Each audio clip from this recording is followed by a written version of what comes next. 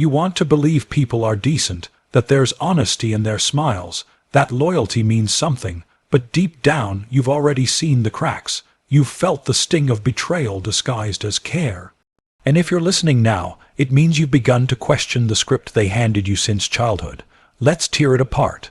The world sells you trust like a virtue, wraps it in morality, praises it in books and films. They tell you to open your heart, to believe, to give the benefit of the doubt. But what they don't tell you is that this is exactly how control begins, not with a chain, not with a threat, but with trust. Trust is the silent assassin of reason. It bypasses your instincts, clouds your logic, and walks right into the throne room of your mind. And once it's there, you're not the ruler anymore. You're the subject, subservient to the expectations of others, blind to their motives, chained by your own belief in their goodness. They say trust builds relationships. They never mention how easily it can build prisons.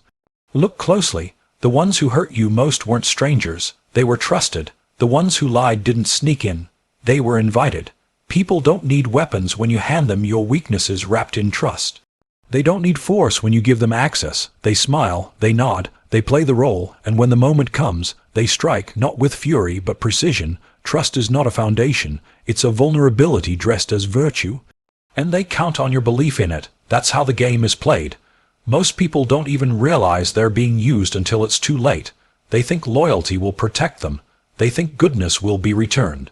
But the world doesn't run on fairness. It runs on leverage. It runs on incentive, on pressure, on need. And in that world, trust is currency. The naive spend it freely. The wise hoard it like gold. You have to understand, people don't act based on what's right. They act based on what benefits them. That's not evil, it's just how survival works. If trusting you helps them win, they'll act loyal. They'll wear sincerity like a custom-fitted mask.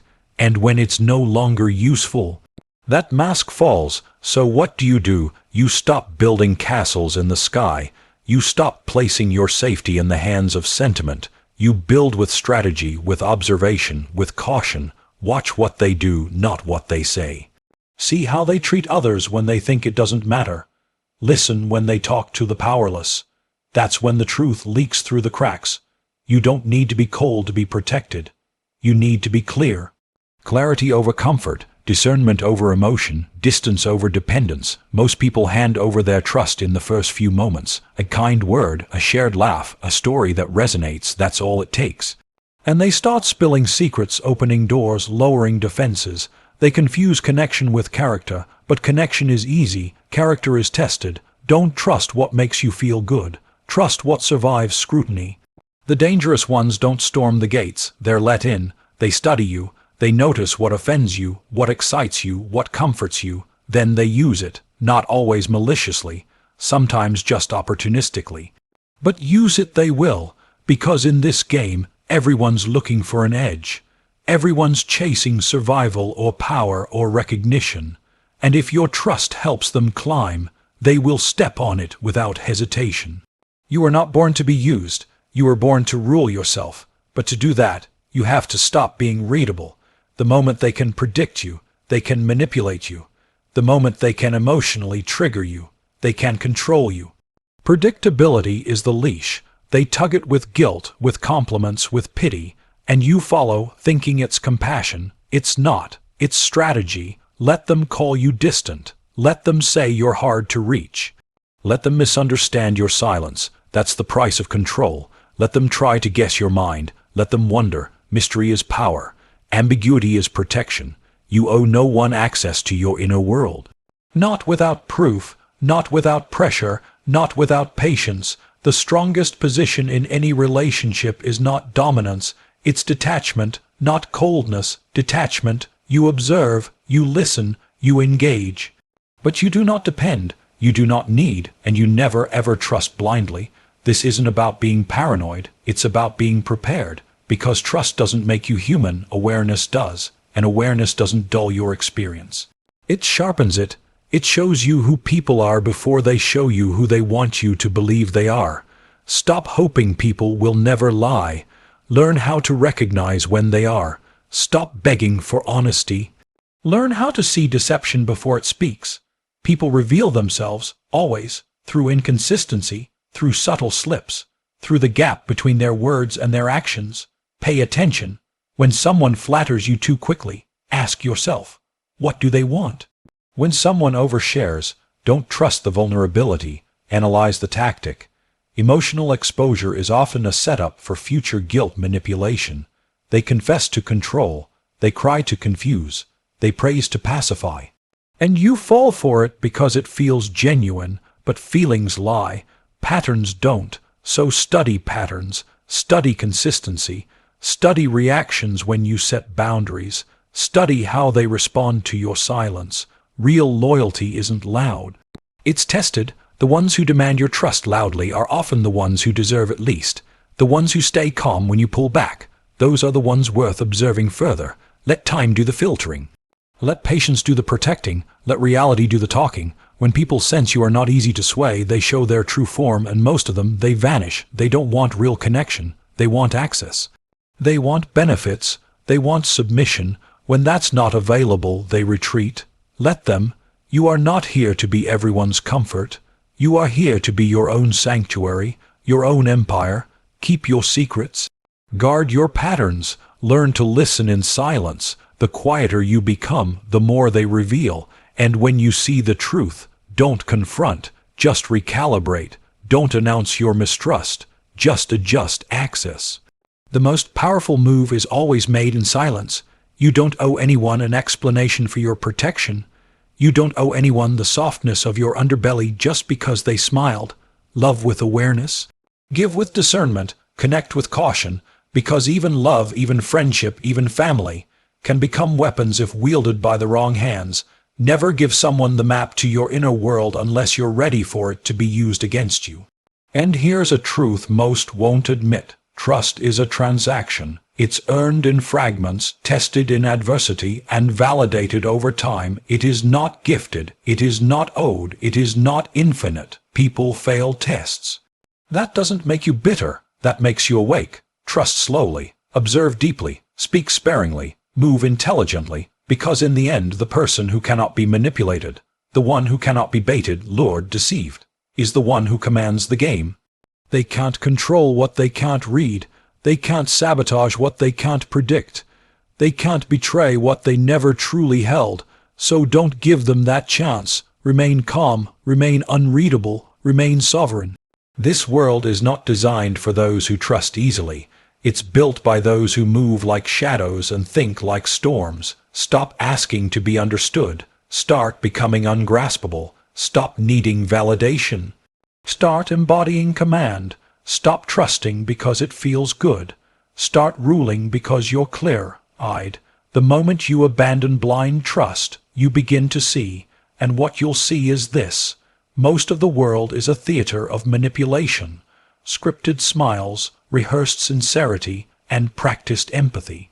But you are not here to act. You are here to rule the stage, and when they try to pull the strings, let them realize, this puppet has no strings left, only power. So let's go deeper.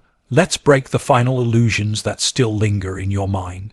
You want to believe in virtue, in goodness, that somehow there's redemption in trusting again. But what you call redemption, the world calls repetition, a cycle of wounds. You romanticize trust like it's a second chance, but in reality, it's just another open door for the same knife, disguised differently. They don't change, they adapt. They learn your language, your fears, your hopes, and they shape, shift until you let them in again. That's not growth, it's reprogramming. They upgrade their lies, make them prettier, but the root remains the same, manipulation. The world doesn't reward loyalty, it exploits it. It doesn't uplift the honest. It exposes them. The naive are not applauded, they are devoured. If you think your kindness will be remembered, it won't. What will be remembered is how easy it was to deceive you. That's what people carry forward, not your sacrifice, not your patience, not your grace, but the knowledge of your vulnerability. They catalog it, they share it. You become a reference point for how to break someone. Do not let that be your legacy.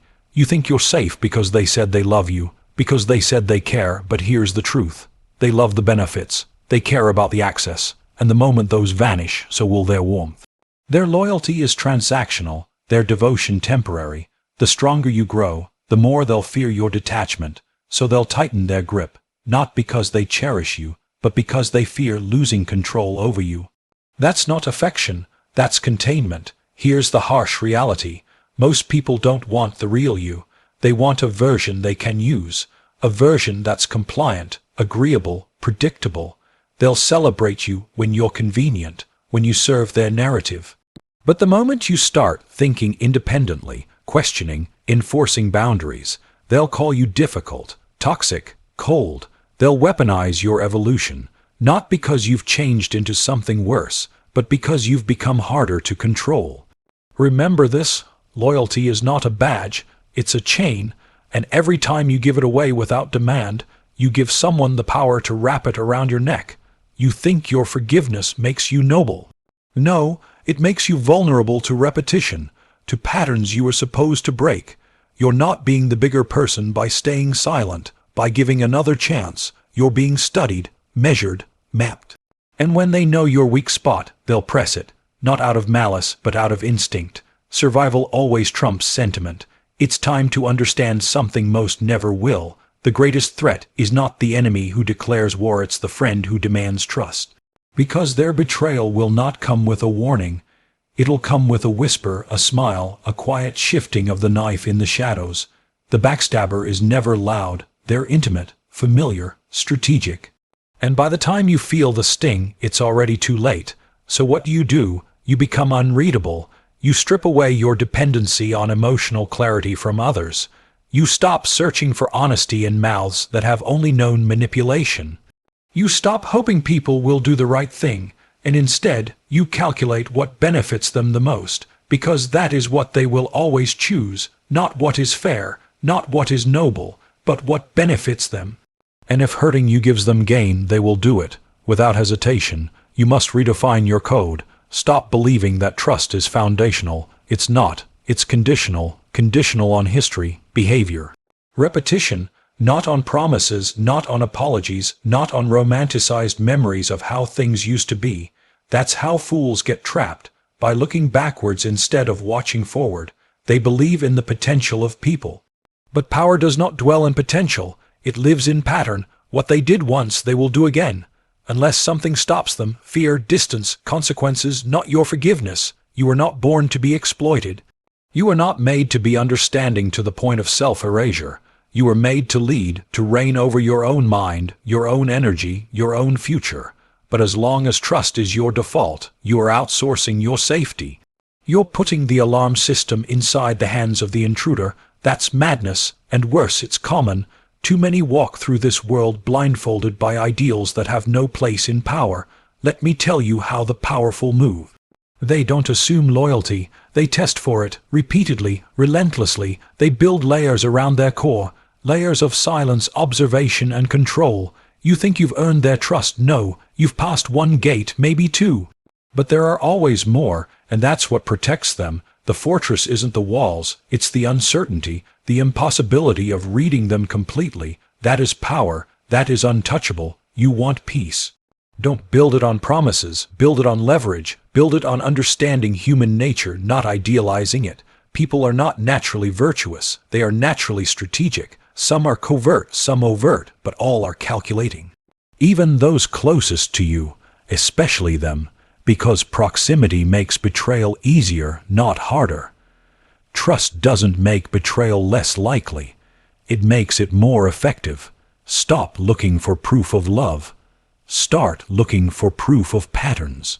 Love can be faked, behavior cannot. Anyone can say, "I'll never hurt you," while holding the match behind their back. Anyone can cry and still be lying, but actions under pressure, consistency over time. Integrity when no one's watching, that's the real test, and even then stay ready, because people change, not randomly, but when circumstances change, when they get desperate, or when someone else offers them more.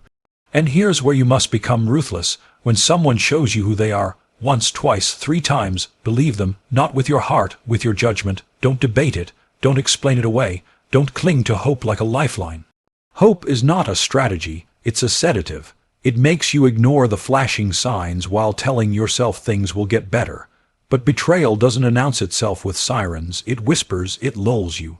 And when you wake up, it's already done. Silence is your ally. Privacy is your weapon. Do not broadcast your intentions. Do not share your next move. The more they know, the more they can manipulate. Keep your cards close. Speak less. Watch more. Let them think they know you. Then pivot. Let them believe you're predictable. Then surprise them. Let them feel close. But keep the door locked from the inside. That's how you stay above. Not through aggression, through ambiguity.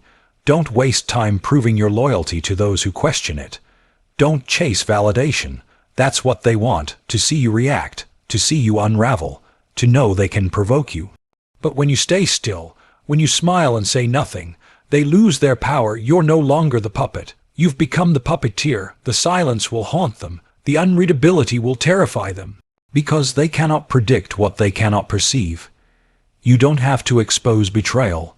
Just exit, quietly, swiftly. Let them talk. Let them twist the story. Let them paint you as the villain. That's fine. Let perception be their illusion. Your clarity is your shield. You saw it. You understood it. You left. That's power. It's not in confrontation. It's in detachment. In the ability to walk away without explanation. To vanish without leaving a trail of wounds behind. That's mastery. If you're still chasing justice from the unworthy, you're not free. If you're still hoping for apologies, for acknowledgments, for closure, you're still their captive. And they know it, they feel it. Your need is a tether, and tethers are tools. The moment you no longer care whether they understand you, the moment their version of the story no longer matters to you, that's when you win. That's when you're free. So remember this, trust is not just risky, it's expensive, and you've been paying the price with your peace, your power, your clarity. The time has come to audit your alliances. To cut dead weight, to recalibrate, because trust is not a virtue in this world. It is a luxury, one that only the truly sovereign can afford to give sparingly after ruthless observation, not because they are heartless, but because they understand the cost of being naive. Let others call you cold, let them call you unfeeling, they misunderstand. This isn't lack of emotion, this is refined emotion, focused, weaponized, no longer scattered across the whims of unreliable people. You don't need to be open to be real, you don't need to be transparent to be honest, you don't owe anyone the map to your mind. Keep some thoughts sacred, some feelings unspoken. That's not deception, that's discretion. And discretion, my friend, is the mark of those who last. Because in this world, the loud get noticed, but the silent get respected. The transparent get admired, but the unreadable get feared. And when they fear misjudging you, they step carefully. That is your power, not in revealing yourself, but in becoming a mystery too complex to decode. That's how you shift the game, not by changing the rules, but by becoming the rule they never saw coming.